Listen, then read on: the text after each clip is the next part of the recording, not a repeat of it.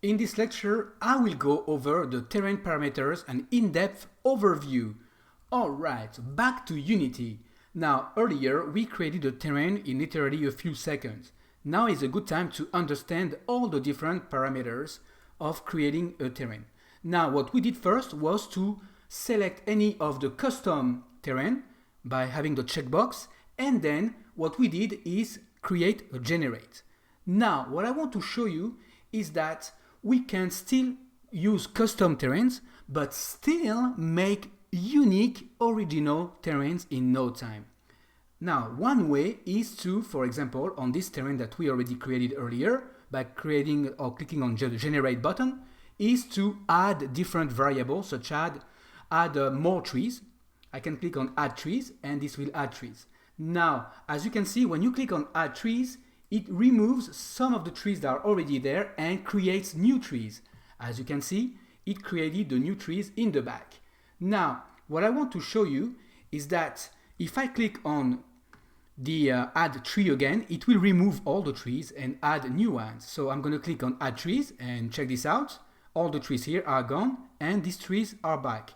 Now, I'm going to zoom in on the trees because there's something I want you to see is that right now it's like a forest and the trees are very dense in the sense, what do I mean by dense? I mean that the trees are right on top of each other. Can you guys see that?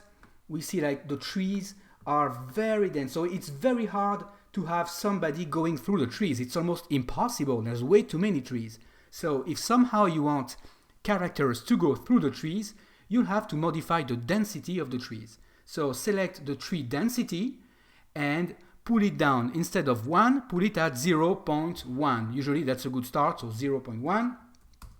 And then click on add trees. And as soon as you do that, you will see that now the trees are sparse. 0.1 is a great value because now we can have characters going through all the different trees. Alright, so going on with adding and customizing the custom terrains, the next thing you can do is add water or lake. So what I want to show you is actually adding a river. So all types of waters, whether it's just water, a lake or a river. The best that I prefer the most is to add a river. So go ahead and click on add river. As soon as you do so, this will add a random river and just allow it a few seconds. It's loading. So actually it's doing a lot of things at the same time, and there we go. In no time you have a beautiful river that's crossing the land. Alright, isn't that amazing?